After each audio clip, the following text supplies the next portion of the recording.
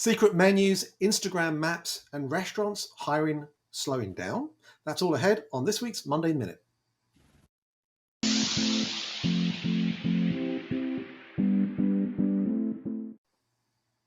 Monday Minute works like this. We're going to ask each other 5 questions about headlines that have piqued our attention about the worlds of restaurants, off-premise, and technology that in some way tie back to our book, Delivering the Digital Restaurant. Are you ready? Let's go.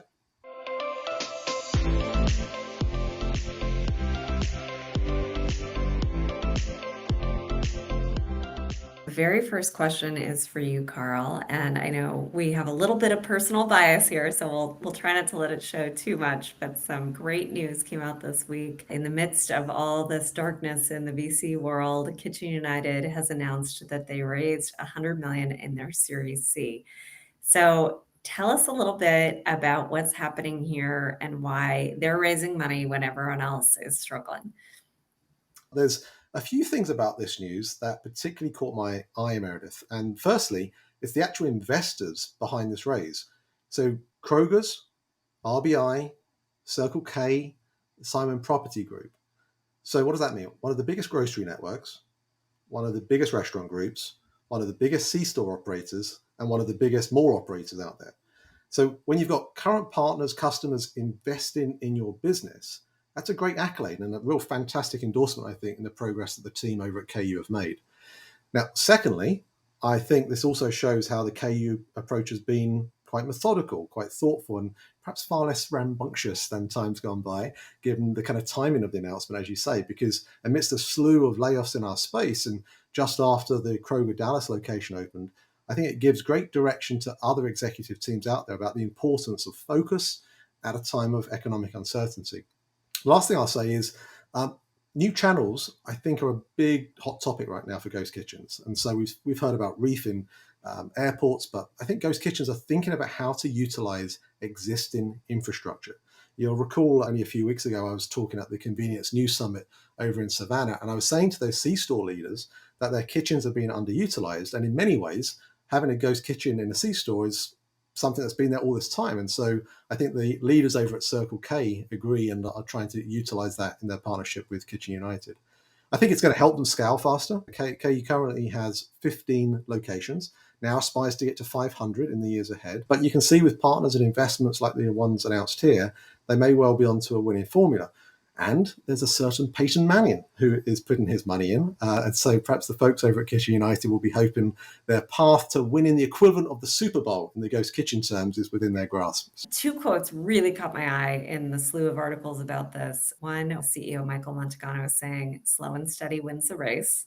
When was the last time you heard a startup in this crazy VC heyday of ridiculous valuations say something like that? It's very telling of the approach that they're taking. And then the second quote that caught my eye was Atul Sood saying, we test things and make sure they work and make sure that the units are profitable. That was certainly something that we were very focused on when we were there, Carl. And I'm glad to see that that's continuing, and even more glad to see that it's paying off for the team. So nice work. All right. So with that, question 2 isn't perhaps as exciting. Delivery growth is slowing as consumers are watching their pennies, Meredith. Tell us about a couple of articles that caught your eye. In the Wall Street Journal, they were quoting one of our favorite sources, Yipit Data, talking about what's going on with the third-party platforms, in particular Uber and DoorDash, which are showing their growth slow down tremendously, right? They were growing 150, 180, 220%, during the pandemic, really, really crazy growth rates. And now their year-over-year growth has settled into 10%. Now, 10% is still a very high growth rate and is fantastic, but is a far cry from the old triple digit numbers that they were seeing. Remember, this is all about S-curve adoption and behavior among the consumer. And so we had our early adopters, and what happened in the pandemic is it pulled in adoption that probably would have happened eventually, but it happened much more quickly.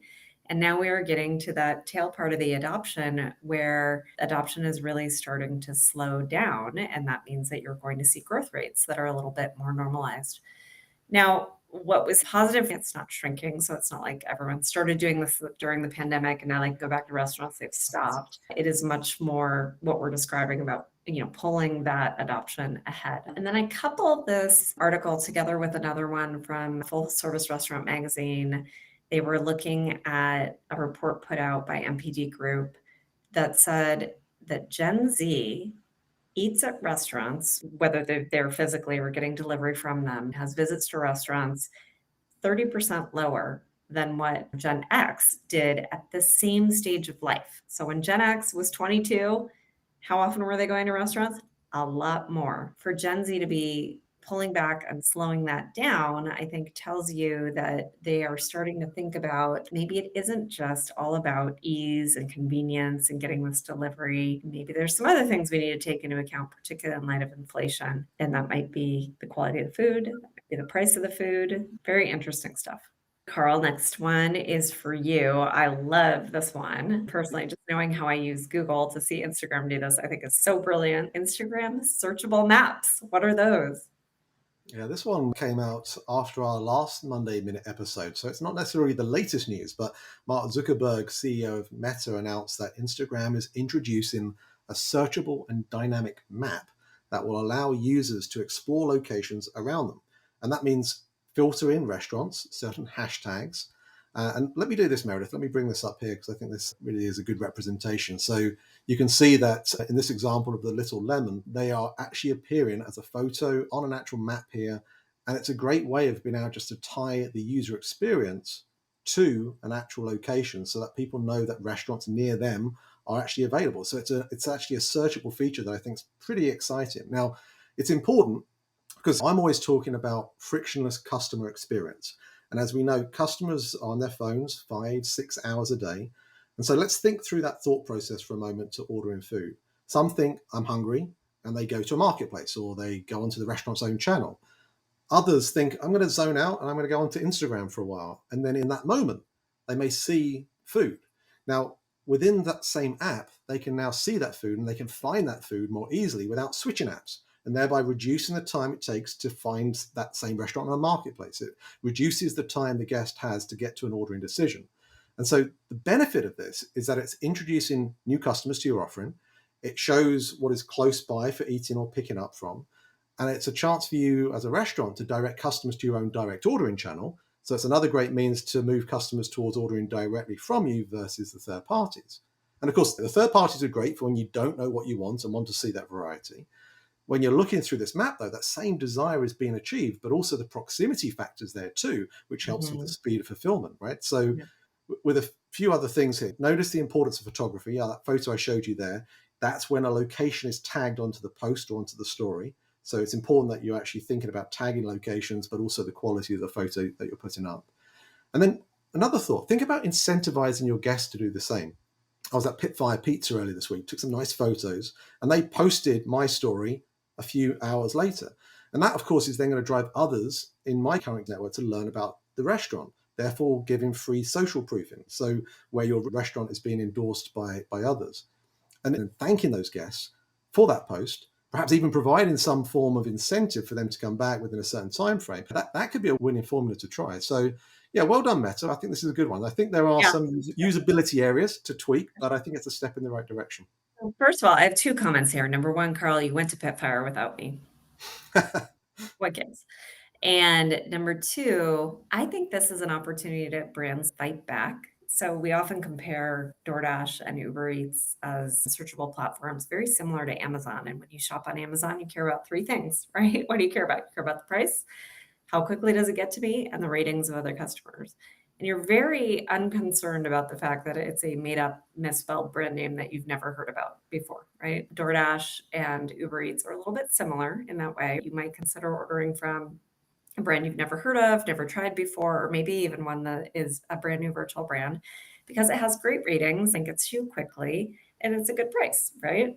But this Instagram feature allows brands to fight back by giving a different and more engaging way for brands to talk to consumers about who they are and what they offer and about the experience that they have, but still in that localized way. So I think it's really cool. I'm very excited to see what restaurants do with it. Yeah, me too. Okay, question 4 this week. This is a weird one. Restaurants are halting hiring. What on earth's going on, Meredith? What's driving this? I thought we had a labor shortage, but inflation is really starting to get real. Step one in inflation is we all notice the numbers are going up. Step 2 in inflation is that the Fed starts to encourage us to behave differently. Step 3 in inflation is that we do, in fact, behave differently. And hopefully, eventually, it starts to come down. And the phase that we're in right now is that we're all starting to behave differently. Walmart said that they were starting to see pressure in consumer demand. They were starting to do discounting to bring consumers in, but at the same time, they were still seeing inflation from their wholesalers. So they're getting pinched there on margins. Restaurants are starting to say, oh, this is getting real. I can't necessarily afford to pay people this much. I'm going to hire fewer people or potentially even lay some people off, which there have been some cases of that. So this is where Fed policy starts to turn into real action among humans. And we are all starting to behave differently. And as we behave differently, hopefully eventually that causes inflation to come back down. But it is starting to hit our pocketbooks. Last question. There's a new consumer sentiment study out. Carl, tell us about what's in the study. I'm going to do like you did for question 2. I'm going to do a 2-for-1 on this last story, Meredith. QSR did an article on a report that was issued by NEAR, a data analytics provider, on guest sentiment changes pre and post pandemic. And I think it covered just over about 500 respondents or so. And I'll include the link to the wider report. But I wanted to focus in on one specific area of it that I thought was worth pointing out. And it's all around the subject of loyalty. So why does a customer select a loyalty program was one of the questions. And the following factors were given as options, and they could select as many options as they wanted. And 60% of them said it's because they eat there frequently, which is good, right? That's a representation of your most loyal customers. However, 50% said they have good rewards for participating, and 23% said they got a discount or bonus for signing up. Now, the first category represents loyalty, and the other two may promote loyalty or more frequent visits, but they don't necessarily reflect loyal guests. And then the survey continues, and it asked, how many loyalty programs does a guest participate in? Now, I hadn't seen this kind of data before, and so I'm curious to see whether you're surprised by this as well. But the overwhelming response was 48% of people said 2 to 3 loyalty programs. And then the next one after that was just one, and that was 26%. So that's worth pondering over for just a moment, because that tells you that, yes, you need to have a loyalty program, but you also need to have a loyalty program that is compelling in comparison to all the others out there, if you've only got the opportunity of being part of 2 to 3. So the report didn't explore that much further, but that trifecta that we talk about of loyalty, digital ordering, payments is a clear means to ensure your guests have a digital relationship with you in some way. Some may be more loyal than others, but having that digital relationship is important, so that guests can engage with you through their phone in some way. And of course, you're getting that customer information as well on your terms. The trick, of course, is giving them compelling reasons to return and visit more frequently, which comes then to the other article I mentioned, and that was a shout out to Velvet Tacos, who this week introduced a secret menu, which features certain items not available anywhere else other than through their app or their direct ordering channel. And that's brilliant. I think it's great. It's not reducing margins, it's creating exclusivity, it's driving behavior and that kind of fear of missing out, if you will, and curiosity on the guest end. So it's no surprise to us, I guess, to hear that the team at Thanks are behind it, because it's one of the things that they talk about so much, and that discounting doesn't necessarily drive loyal behavior. So, yeah, interesting stuff, that one. That is a fascinating statistic of just 2 to 3 programs. I would suspect that many consumers are not aware of how many they're in. They don't think necessarily of it as a loyalty program, because loyalty has become so intertwined in how we order. You automatically get your points for using a certain credit card, or you automatically get your points for ordering within the app. You don't think of it as like, oh, I carry this punch card in my wallet. It's not the same as the old days. So I'm guessing people are massively underestimating how many they are participating in. How many do you participate in? Well, that's just it. I couldn't even tell you. I would really have to think through, oh, that one's inside of that app and that one I'm signed up for separately. I would have to think about it to come up with the number. You And probably I, have, I you probably have a enjoyed it. separate email address, don't you? You use a separate email address, and so you don't get spammed. I know how you work. All righty. Well, look, we've gone on a little bit this week. My goodness. Hopefully this has been of interest to everyone. Thank you as always for listening. Please leave your questions, your comments below. And if you have any particular articles that you think we should feature on our next Monday Minute, please send them on. But until next time, thanks for listening. The Monday Minute is available for you to follow and subscribe wherever you listen to your podcast. Watch us on YouTube and follow us on all our social media Learn.Delivery channels. Thanks for listening.